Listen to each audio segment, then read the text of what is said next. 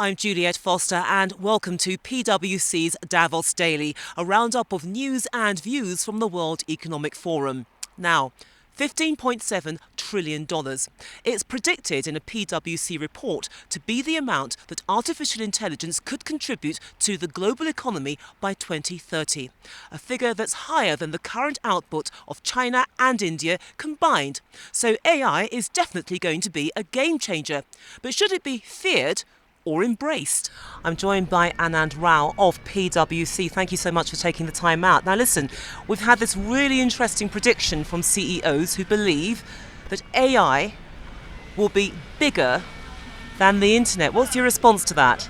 I would very much agree with them, right? So I think AI is still very much at the beginning of it and still a long way to go in terms of the potential. How is AI benefiting society, but also businesses, because they are starting to embrace it? With more data comes standardization, with that comes simplification, with that comes automation.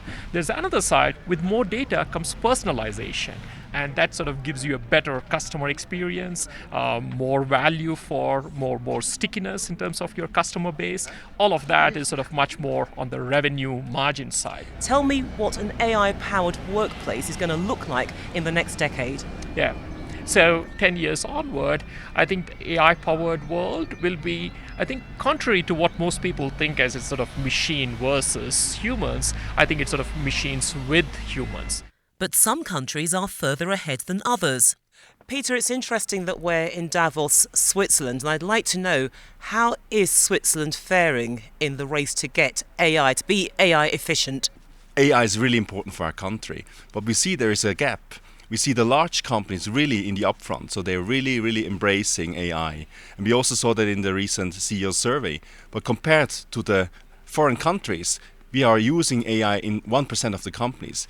In abroad, it's around 16%. Is there a timeline on this? I mean, should they try to close that gap or aim to close it in 10 years' time, 5 years' time, perhaps? No. Speed is king, yeah. So, or queen, as we now also say. And so it really needs to be very fast. So I'm saying, 1 or 2 years where you need to make the steps and you need to invest, but also we need help from the big companies.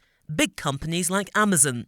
Vice President at Amazon Web Services, Matt Garman, told me that AI is nothing to be afraid of. Yeah. How's the world going to look? Yeah, I think, so one of the things that one of the takes we have at AWS is we have no idea. We put it in our customers' hands. And so I think you're going to see a world where a lot of products have it built in and things work better. And there's a whole application from medical applications where doctors are much more able to accurately identify diseases and things like that. There's applications in law enforcement where we can find lost children and discover issues like that, to fun applications where maybe your dating apps are more quickly able to find you a match so that you can avoid some of those unfortunate conversations over dinner. So I think there's a wide range of things, and I think just applications working better, and I think there's some real promise there for some really transformative things that can happen. In other news at Davos, UN Secretary-General Antonio Guterres has warned that the world is losing the race on climate change, as he demanded that governments make bolder commitments beyond the Paris Accord.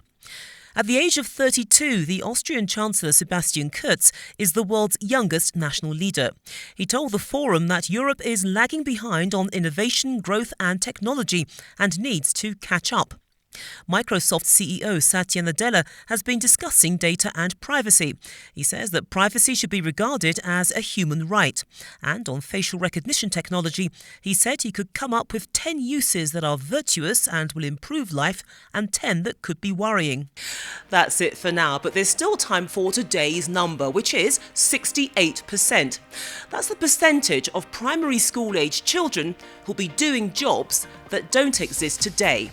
Thanks for watching and join us tomorrow for a roundup of the week here at Davos.